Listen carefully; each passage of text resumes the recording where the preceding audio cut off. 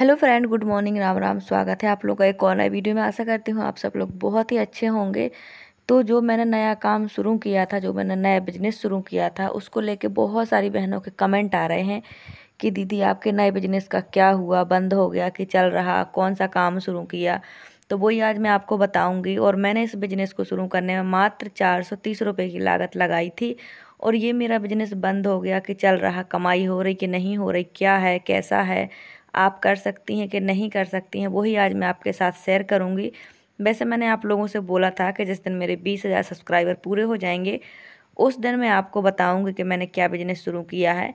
लेकिन आज मैं आपको बहुत सारी जानकारी दे दूंगी अपने काम के बारे में। क्योंकि देखिए, हम हाउसवाइफ हैं, हम कुछ ना कुछ अगर नहीं करेंगे तो हम एक एक रुपए के लिए मोहताज हो जाते हैं। इससे अच्छा है कि हम कुछ करें अपने घर परिवार को मैनेज करते हुए। तो इसलिए मैं भी करती हूँ।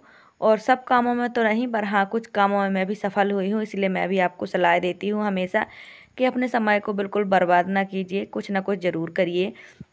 तो फ्रेंड, आज ये मुझे सूट कटिंग करनी है। एक बहन का कमेंट था कि दीदी हैवी साइज़ का सूट कटिंग बताओ। तो फ्रेंड, ये 52 चेस्ट साइज़ का सूट कटिंग है। इसमें 2 इंच हम मार्जिन लेंगे तो 54 हो जाएगा। तो ये बहुत ज़्यादा हैवी साइज़ हो जाता है। मुझे लगता है कि इससे ज़्यादा हैवी शायद ना होता हो, लेकिन मैंने आज तक इतना ही हैवी बनाया है। तो आज मैं आपको इसी के बारे में बताऊंगी कि आप शोल्डर कितना लें, इसकी हिप्स कितना लें, इसका घेरा कितना लें, और जो इसका आर्म है वो कितना लें, और जिसकी नेक की चौड़ाई है वो कितनी लें। क्योंकि ये बहुत ज़्यादा हैवी साइज हो जाता है और बिगनर के लिए ये काम बहुत डिफ़िकल्ट हो जाता है।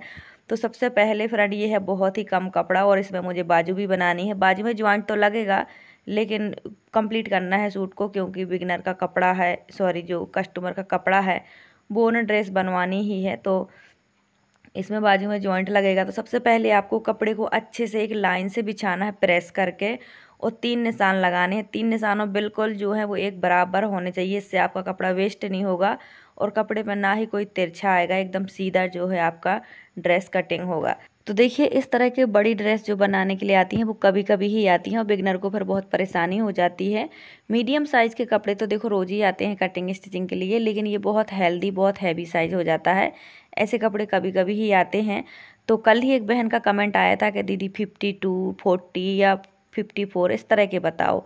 तो इस तरह के ग्राहक मेरे पास कभी कभी आते हैं। आज एक सूट मुझे बनाना है, इसी के बारे में आपको बताऊंगी। तो हमने 3 निशान लगा के कपड़े को सीधा कर लिया है। अब कपड़े में कोई तिरछापन नहीं आएगा। तो अब लगाएंगे हम ये 3 निशान।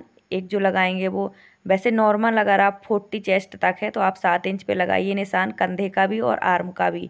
लेकिन जब 40 प्लस हो जाता है तो फिर 1 इंच बढ़ जाता है। जैसे मैं इनका जो कंधा रखूँगी वो 8 इंच रखूँगी। कपड़ा 4 फोल्ड में है, एक पार्ट बैक का है जो डबल फोल्ड में है और एक पार्ट फ्रंट का है जो डबल फोल्ड में है। तो मैं 8 इंच कंधा रखूँगी, 8 इंच ही इसका आर्म रखूँगी। ठीक है, इस तरह से आप करिएगा। और जो इसके गले की चौड़ाई है वो होगी 4 इंच। और जो नेक, जो फ्रंट का नेक होगा, डीपनेस जो होगी वो इसकी 6.5 इंच है। तो देखिए, जिस तरह हमने कंधा रखा है इसका 8 इंच, उतना ही हमें आर्म के पास 8 इंच रखना है। इसके बाद हम आधा इंच माइनस करेंगे तो आर्म का सेफ होगा। मैं अभी आपको बैक कैमरे से भी दिखाऊंगी। और अभी हम जो इसका चेस्ट का नाप रखेंगे वो रखेंगे हम, सिंगल रहे हमारा 13 इंच, और 2 इंच हम इसमें और प्लस कर देंगे मार्जिन के लिए। और 11 इंच रहेगा हमारा कमर का, और 2 इंच हम इसमें और प्लस कर देंगे। ऐसे ही हिप्स का रहेगा। देखिए, जितना चेस्ट होता है उससे 1 इंच ज़्यादा होता है हिप्स का, और जितना हिप्स होता है उतना ही होता है घेरा। तभी परफेक्ट ड्रेस बनती है, ऊपर से नीचे तक बिल्कुल एक जैसी होती है, कहीं कोई झोल नहीं होता है। तो इस सूट की 48 चेस्ट है और 44 कमर है, और 52 इसकी जो है वो हिप्स है। तो हमने 1/4 पार्ट इसका जो है वो हमने चेस्ट रख दिया है 12 इंच, और 11 इंच रख दिए हमने कमर, और 13 इंच रख दिया है हमने इसका 1/4 पार्ट हिप्स रख दिया है, और 13 इंच ही हम घेरा रखेंगे। तो फ्रेंड, अब आप ये देख लीजिए, मैं इसके शोल्डर की कटिंग कर रही हूँ। तो देखिए, इस तरह से मैंने आपको बैक कैमरा करके दिखाया है। ये जो हमने आर्म को डाउन किया है ये हमने 8 इंच किया है। तो इसे हम पहले परफेक्ट एक बॉक्स बना के, मतलब बढ़िया शेप देंगे। इसके बाद हम इसमें आर्म का शेप देंगे। तो जैसे ऊपर मैंने 8 इंच लिया था वैसे ही मैंने नीचे 8 इंच लिया है। अब इसे सीधा कर लिया है। तो देखिए, इस तरह से आप कर सकते हैं। और ये जो मैंने चेस्ट का निशान लगाया है ये 12 इंच पे लगाया है। अगर आप सूट से निशान ले रहे हो, मतलब किसी रेडी ड्रेस से आपने इसका नाप लिया है, तो आप आधा इंच लूजिंग रखें। अगर आपने डायरेक्ट बॉडी से नाप लिया है तो फिर आपको कुछ भी करने की ज़रूरत नहीं है। तो लेकिन 2 से 1.5 इंच कम से कम आप मार्जिन लेके रखिए। तो देखिए ये इस तरह से मैंने शेप दिया है, इसलिए मैंने बैक कैमरा किया है ताकि आपको अच्छे से समझ आए। लेकिन थोड़ी सी मेरे कैमरा में प्रॉब्लम है तो ब्लर हो जाता है। तो ये देखिए मैंने इस तरह से, आप देख के अच्छे से समझ लीजिए। पहले आधा इंच हमने मार्जिन छोड़ रखा है ऊपर जो स्टिचिंग में जाएगा, और इसके बाद हमने 8 इंच का निशान लगाया है। ये देख सकते हैं आप, हैवी साइज़ में सब कुछ 1-1 इंच ज़्यादा बढ़ जाता है। तो देखिए मैंने ये लगा लिया है 8 इंच। अब आधा करेंगे तो 4-4 इंच हो जाएगा। अब हम यहीं से अपने आर्म की गुलाई देंगे, इसलिए मैंने आपको बार बार रिपीट करके दिखाया है। और ऊपर जो हमने शोल्डर 8 लिए थे, अब नीचे हम 7.5 लेंगे और फिर देखिए इस तरह से हम मिलाकर आर्म का शेप देंगे। अभी हमने एक स्क्वायर बॉक्स बनाया था, अब इसमें देखिए थोड़ा तिरछापन आ गया है। अब यहाँ से हम गुलाई देंगे। तो फ्रंट की देंगे हम आधा इंच या 1.25 इंच, और बैक की देंगे, जो बैक पार्ट है, बैक का आर्म जो रखना होता है, उस पे हम पूरे 1 इंच से ज़्यादा ही रखेंगे, कम नहीं रखेंगे, क्योंकि ये बहुत ज़्यादा हेल्दी लेडी का सूट है। तो इसमें किसी तरह का कहीं झोल कोई खिंचाव ना आए, इस चीज़ का भी ध्यान रखना होता है। देखिए कोई चीज़ कम ना हो, अगर आप रोज़ सिलाई करती हैं तो इतना एक्सपीरियंस सबको हो जाता है। तो कोई चीज़ कम ना हो, भले थोड़ी सी ज़्यादा हो जाए, ज़्यादा को सुधार सकते हैं, लेकिन अगर कोई कम चीज़ हो जाए, बिगड़ जाए, तो उसे हम नहीं बना सकते हैं। सो अब हम इसके गले की जो चौड़ाई है वो रखेंगे। तो 8 इंच इसके कंधे हैं, तो हम 4 इंच इसके गले की चौड़ाई रखेंगे। और नेक आप हेल्दी लोगों को ज़्यादा डीप ना बनाएं। ज़्यादा से ज़्यादा फ्रंट नेक की लंबाई आप 6.5 से 7 इंच रख सकते हैं। इससे ज़्यादा रखेंगे तो फिर वो संभाल नहीं पाएंगे, उनका नेक जो है वो जल्दी लटकने लगता है। तो फ्रेंड अब ये है घेरा नीचे का, जो दामन कहलाता है, जो आप बोलते हैं वो कमेंट करके बताइएगा।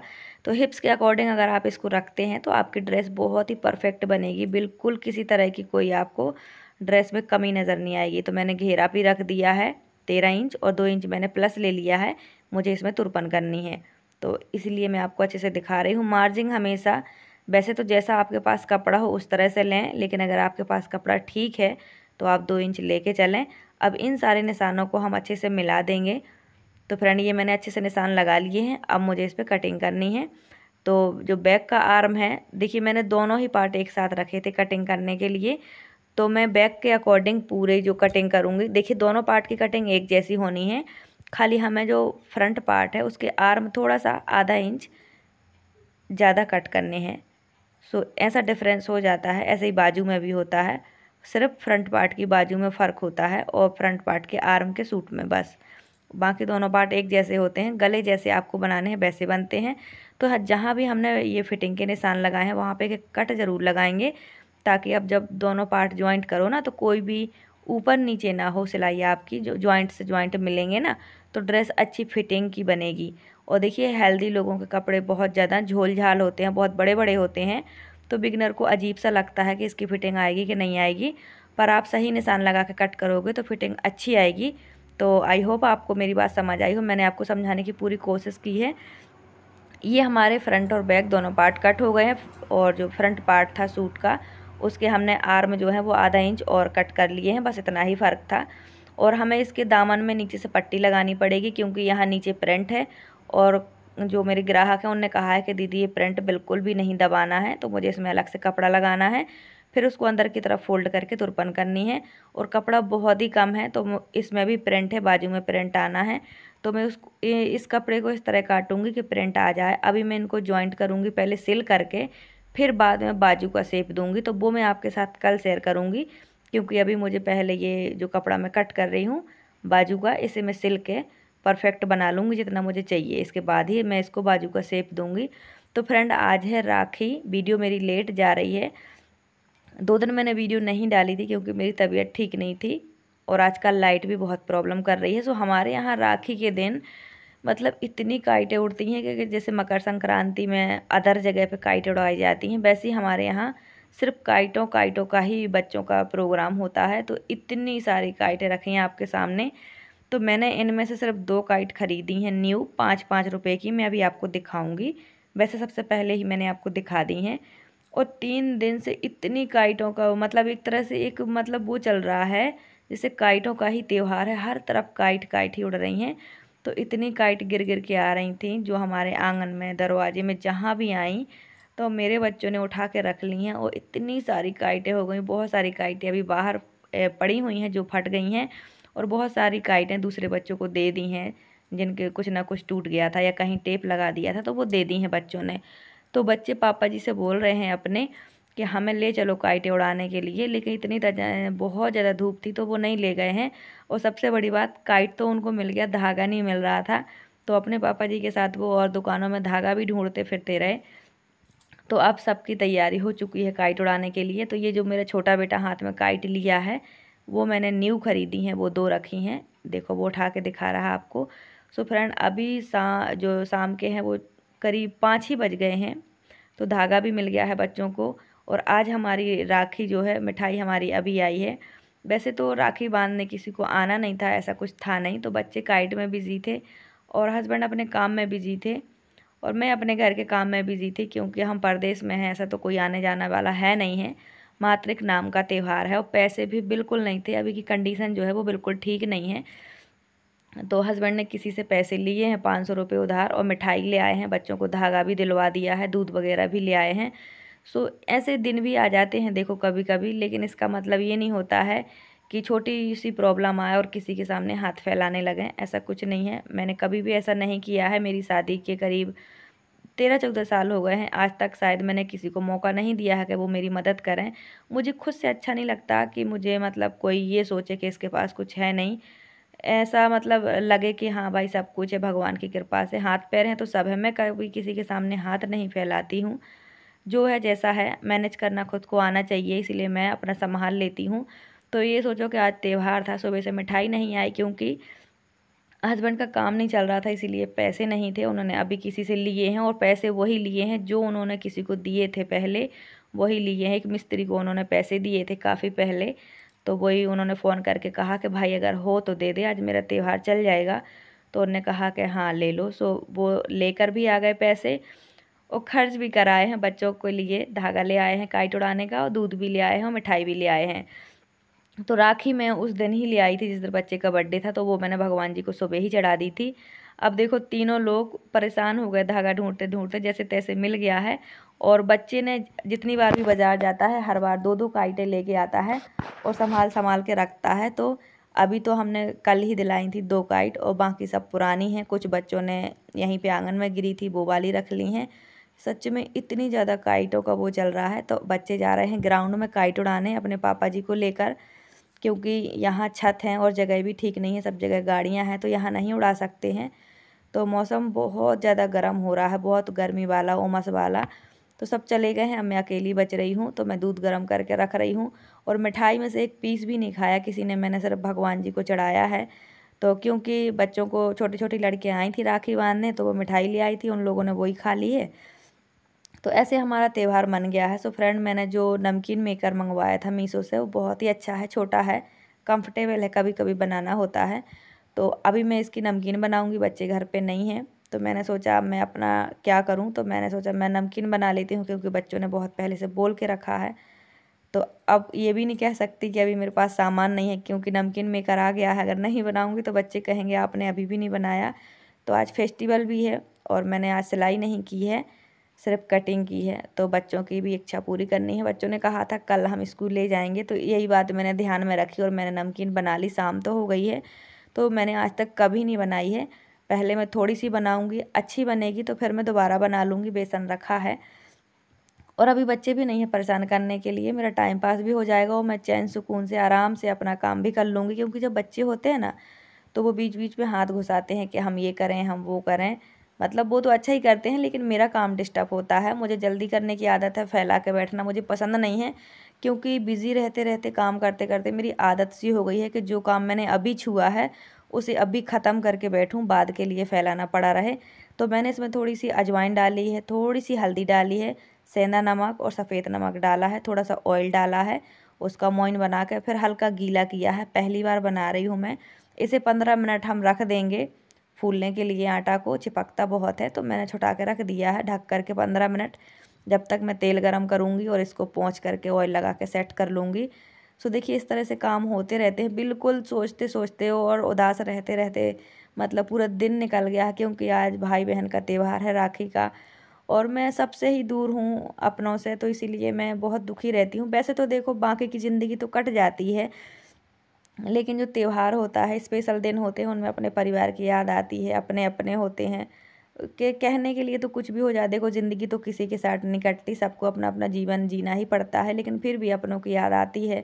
मैं और मेरे हस्बैंड त्यौहार में बहुत उदास और परेशान रहते हैं। ऐसे तो पूरे साल मेहनत करते हैं, अपना बच्चे अपना घर परिवार चलाते हैं, लेकिन एक जो दिन होता है उसमें अपनों की याद आती ही है।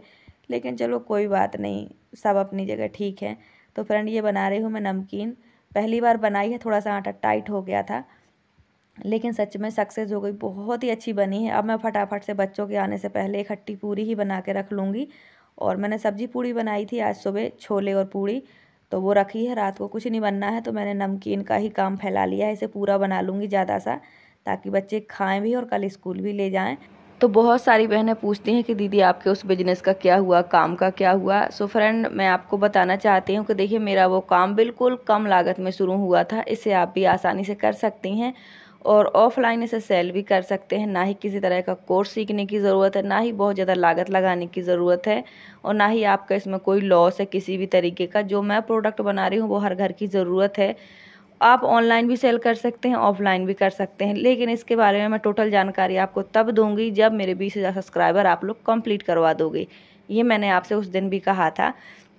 तो देखिए कोई भी काम हो, जब हम जीरो से शुरू करते हैं तभी हमें उसमें पक्की सफलता मिलती है और अच्छी नॉलेज मिलती है।